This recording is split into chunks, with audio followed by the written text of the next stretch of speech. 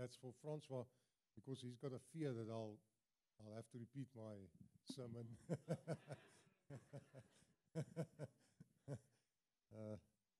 It's wonderful to be with you this weekend. And Nelia and myself are really blessed by your hospitality. Thank you, Ian, Anchen, and the boys, that you hosting us, and we are blessed to be with you, and blessed to have you as friends, and also to be back after all these years at this church. If these people are still, forgive me that I forgot your names, but I remember, and I've got fond memories and wonderful memories of being here. Much older now, and really, really thankful for this time in our lives. I had the program for the weekend planned out, and I went before the Lord to share the things.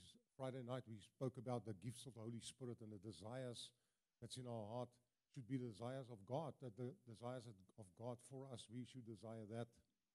And then it was Saturday morning, we spoke, Nelia and myself spoke about reinvention, how God reforms us and reinvents our lives, and that He doesn't give up. And it was last night we shared on the Holy Spirit and the sensitivity of the Holy Spirit. We always talk about we should be sensitive towards the Holy Spirit, but we should be sensitive towards the sensitivity of the Holy Spirit. He's very sensitive. He is very sensitive. He grieves easily, and we can easily snuff him out. When we treat prophecies and the things of God with contempt, or we commercialize it. You know what's bad? And I don't want to offend people. You know what's bad? When they commercialize the gifts and makes it, ja man, is maklik and anyone that. No. We have to have the fear of God with this, and we have to respect it. It's something, otherwise you get a counterfeit. The counterfeit looks like the real one, it's not a real one. But when we fear God and we allow God to work this, we do this in fear and trembling. We spoke last night, and Anchen, she's mightily used by God by words of knowledge and by prophecy also, and she sees things, and she carries a great burden in it, she says. And it's not something she plays with. Actually, she runs a little bit off. I understand that. It's hard sometimes. It's not so, though I desire the gifts like with my whole life, but it's also hard. It's hard on me, it tires me. It's the older I get, the more versigtig I am. You know what's versigtig? I'm cautious because I fear God. I said the other day, I prayed to God, I said, Lord, am I allowed to say, you say that? Am I allowed, Lord? He says, when I speak to you, you see, I minister to people, but I minister to Joe van der Berg more than other people. So I wait on God and I wait for His words. 2 Samuel chapter 23 verse 2, the Spirit of the Lord spoke through me. David's last words, some of his last words on his deathbed. The Spirit of the Lord spoke through me. His words on my tongue. Romans 10 verse 8, the righteous that's by faith says, His word is in my heart and it's in my mouth. It's a flow of words. And that's what I experience with myself. And I've got more trust in God's words for me than when I minister to you. I have more trust in that because I've learned through the times that the spoken word of God in my life plays a major role, as well as the written word, the Logos. I wanted to talk about that this morning, but the Lord, I was sitting here and I felt strongly the Lord's changing my message. I want to talk about something totally else. Something else. I haven't planned this. So if I stutter a bit and I make mistakes, forgive me. This is something else that I felt. But I just want to mention this, is that the gifts God's using us, we should always be in fear and trembling. Never get to a place where we treat with contempt. It is not commercialized. It's not where people stand in rows and there they've got this No, I don't want to. I don't want to say anything more because I don't want to offend people, and I don't want to do that. But the Lord has this desire for us in this present life, where we are now today, because He is present, He is recent. He's got a desire for us to have His recent word in our life. It is so important. I know we have to look at prophetic words, and it helps us, but the recent word of God is so important for me and you. To understand that these you know that some of the prophecies in your life has a lifespan. It's got a season. It's just a season and it's gone. But we have to discern that that's gone. How do you discern that? Is to listen to God in the present and to have His word presently. And you can measure it up. What's God saying now? Is it the same as then? I once had a dream. I dreamt where I grew up as when I was a kid. My grandparents from my father's side, they and my father, though church people, deep church people, they were kind of half foot in the occult. My dad himself, he was a medium. He could speak to the dead. And they had a certain dream that I talked about, which is very bad. It's like a bad omen. And I remember that dream. And I always feared that. I couldn't sleep. When we visited our grandparents, I couldn't sleep there in that house because you had these spook stories and things. And then my mother's parents, they were in fortune telling. They did teacup reading and they saw all sorts of things. There was a slag van Bronkhorstspruit. That was in a Boer War. And they said there's some of the old khaki soldiers that walks around at night there on the farm. I could never sleep there. Yeah. They had the common dream, the same dream as the others. They didn't know about each other, but they also told about this dream. If you dream this dream, a bad omen. Sometime back, I dreamt that dream. Woke up, I said, God, how come I dreamed this dream? I've been serving you with my life. I'm in a full-time ministry. How come He says, I want to teach you something. What did I say to you yesterday in your journal? Read there. I read. It's the opposite in a dream. He said to me, this is so profound. It knocked me cold, or warm rather. He said to me, what I say to you today cancels everything out in the past, even my own words.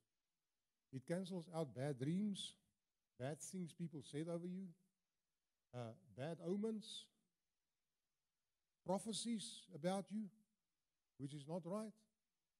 My present word. That's why God is recent. And we must remain recent. Otherwise, we could take Siener van Rensburg and Nostradamus. We combine those two. We just read them and say, oh, we don't have to worry. These oaks, they planned our lives for us. Huh? Should we do that? No. Siener van Rensburg is gone, long gone. He served his life here, and he was a prophet for the Boers, and General de Wet, he was with him, I think not de Wet, De La Rey, he was with De La Rey. He served these things. I can't go read these things and live like, I must hear from God. In the olden days, God spoke through the prophets to the people, Hebrews chapter 1. But in these days, He speaks through His Son from heaven. That's why Paul says, I eagerly desire the spiritual gifts. 1 Corinthians 14:1. Especially prophecy. Why?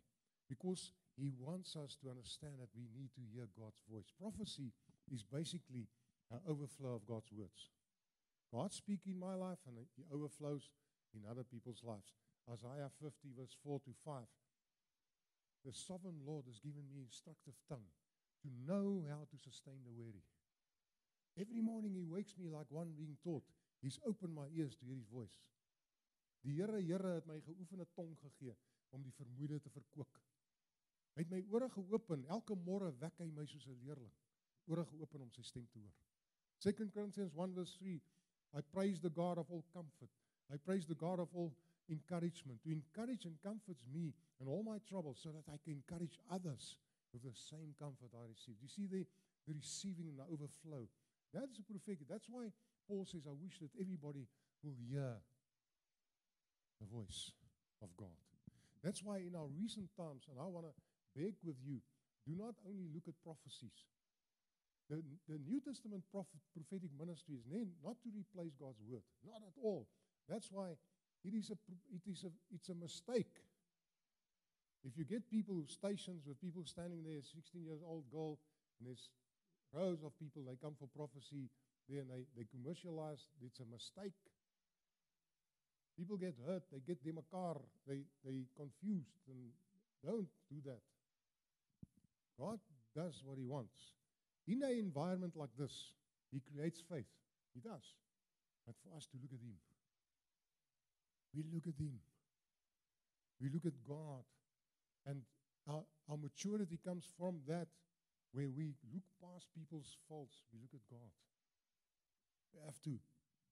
And the present word, the recent word is so important. That's why also we have to discern between the information we get from the television and words, which is not wrong.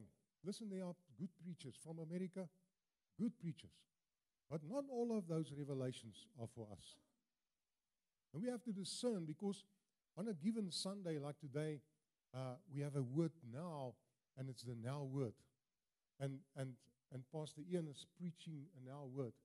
We have to discern that this is more important than the oak with a rooi baadjie and a wit broek on the TV tomorrow. It's not that they're wrong, and it's good, and it's not. Some of those things we can use in our lives, but it's no more important. Because people talk like this. Yes, this oaks has got big stakes and things. If people talk like that, I know they're immature. They talk about big stakes and good. They talk like that. They're immature. They don't know. And that's for Francois, because he's got a fear that I'll have to repeat my sermon.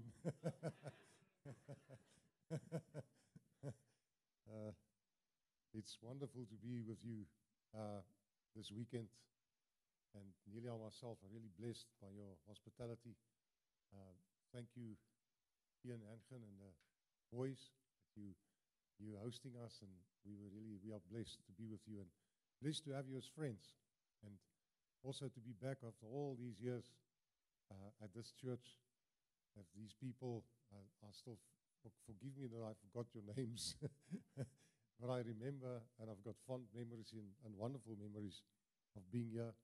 Much older now, and really, really thankful for this time in our lives. I had the program for the weekend planned out, and I went before the Lord to share the things. Friday night we spoke about the gifts of the Holy Spirit and the desires that's in our heart should be the desires of God, that the desires of God for us, we should desire that. And then it was Saturday morning, we spoke, Nelia and myself spoke about reinvention, how God reforms us and reinvents our lives, and that he doesn't give up. And it was last night we shared on the Holy Spirit and the sensitivity of the Holy Spirit. We always talk about we should be sensitive towards the Holy Spirit, but we should be sensitive towards the sensitivity of the Holy Spirit. He's very sensitive. He is very sensitive. He grieves easily, and we can easily snuff him out. When we treat prophecies and the things of God with contempt, or we commercialize it. You know what's bad? And I don't want to offend people. You know what's bad? When they commercialize the gifts and makes it, ja man, is maklik and anyone that. No. We have to have the fear of God with this, and we have to respect it. It's something, otherwise you get a counterfeit. The counterfeit looks like the real one, it's not a real one. But when we fear God and we allow God to work this, we do this in fear and trembling. We spoke last night, and Anchen, she's mightily used by God by words of knowledge and by prophecy also, and she sees things, and she carries a great burden in it, she says. And it's not something she plays with. It's actually, so she runs a little bit off. I understand that. It's hard sometimes. It's not so, though I desire the gifts like with my whole life, but it's also hard. It's hard on me, it tires me. It, it's, the older I get, the more versigtig I am.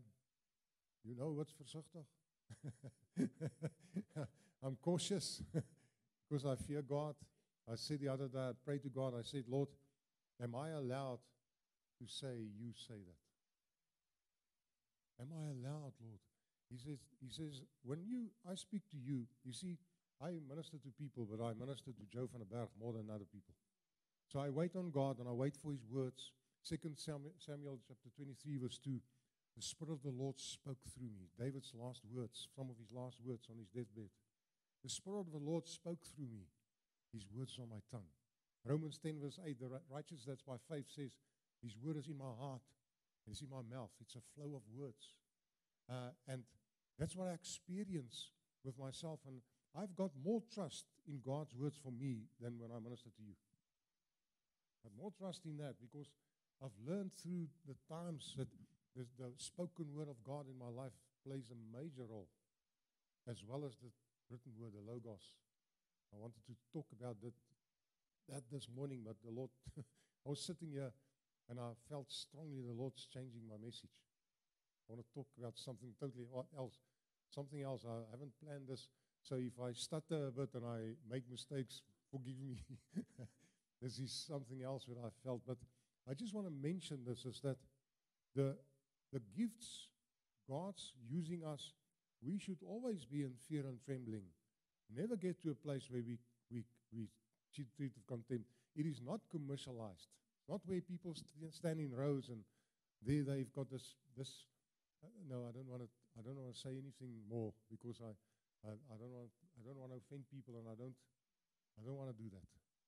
But the Lord has this desire for us in this present life, where we are now today, because He is present, He is recent. He's got a desire for us to have His recent word in our life. It is so important. I know we have to look at prophetic words and it helps us, but the recent word of God is so important for me and you. To understand that these you know that some of the prophecies in your life has a lifespan. It's got a season. It's just a season and it's gone. But we have to discern that that's gone. How do you discern that? Is to listen to God in the present and to have His word presently. And you can measure it up. What's God saying now? Is it the same as then? I once had a dream. I dreamt where I grew up as when I was a kid. My grandparents from my father's side, they and my father, though church people, deep church people, they were kind of half foot in the occult. My dad himself, he was a medium. He could speak to the dead. And they had a certain dream that I talked about, which is very bad. It's like a bad omen. And I remember that dream. And I always feared that. And I couldn't sleep. When we visited our grandparents, I couldn't sleep there in that house because you had these spook stories and things. And then my mother's parents, they were in fortune telling. They did teacup reading and they saw all sorts of things. There was a slag van Bronkhorstspruit. That was in a Boer war. And they said there's some of the old khaki soldiers that walks around at night there on the farm. I could never sleep there. Yeah. They had the common dream, the same dream as the others. They didn't know about each other, but they also told about this dream. If you dream this dream, a bad omen. Some time back, I dreamt that dream. Woke up, I said, God, how come I dreamed this dream? I've been serving you with my life. I'm in a full-time ministry. And how come he says, I want to teach you something. What did I say to you yesterday in your journal? Read there. I read. It's the opposite in a dream. He said to me, this is so profound. It knocked me cold. or warm, rather. He said to me, what I say to you today cancels everything out in the past, even my own words. It cancels out bad dreams, bad things people said over you, bad omens, prophecies about you, which is not right. My present word. That's why God is recent. And we must remain recent. Otherwise, we could take Siener van Rensburg and Nostradamus. We combine those two. We just read them and say, oh, we don't have to worry. These oaks, they planned our lives for us. Huh? Should we do that? No. Siener van Rensburg is gone, long gone. He served his life here, and he was a prophet for the Boers, and General de Wet, he was with him, I think not de Wet, De la Rey, he was with De la Rey. He served these things. I can't go read these things and live like, I must hear from God. In the olden days, God spoke through the prophets to the people, Hebrews chapter 1. But in these days, he speaks through his Son from heaven. That's why Paul says, I eagerly desire the spiritual gifts, 1 Corinthians 14:1, especially prophecy. Why? Because he wants us to understand that we need to hear God's voice. Prophecy is basically an overflow of God's words. God speaks in my life and he overflows in other people's lives. Isaiah 50 verse 4 to 5. The sovereign Lord has given me instructive tongue to know how to sustain the weary. Every morning he wakes me like one being taught. He's opened my ears to hear his voice. Die Here het my geoefende tong gegee om die vermoeide te verkoop. Hy het my ore geopen, elke môre wek hy my soos 'n leerling. Ore geopen om sy stem te hoor. 2 Corinthians 1 verse 3, I praise the God of all comfort. I praise the God of all encouragement. To encourage and comfort me in all my troubles so that I can encourage others with the same comfort I received. You see the receiving and the overflow. That's a prophetic. That's why Paul says, I wish that everybody will hear the voice of God. That's why in our recent times, and I want to beg with you, do not only look at prophecies. The New Testament prophetic ministry is not to replace God's word. Not at all. That's why it's a mistake. If you get people stations with people standing there, 16-year-old girl, and there's rows of people, they come for prophecy there and they commercialize, it's a mistake. People get hurt, they get de mekaar, they confused, and don't do that. God does what he wants. In an environment like this, he creates faith. He does. But for us to look at him, we look at him. We look at God. And our maturity comes from that, where we look past people's faults. We look at God. We have to. And the present word, the recent word is so important. That's why also we have to discern between the information we get from the television and words, which is not wrong. Listen, there are good preachers from America, good preachers. But not all of those revelations are for us. And we have to discern, because on a given Sunday like today, we have a word now, and it's the now word. And Pastor Ian is preaching a now word. We have to discern that this is more important than the oak with a rooi baadjie and a wit broek on the TV tomorrow. It's not that they're wrong, and it's good, and it's not. Some of those things we can use in our lives, but it's not more important. Because people talk like this. Yes, this oaks has got big stakes and things. If people talk like that, I know they're immature. They talk about big stakes and good. They talk like that. They're immature. They don't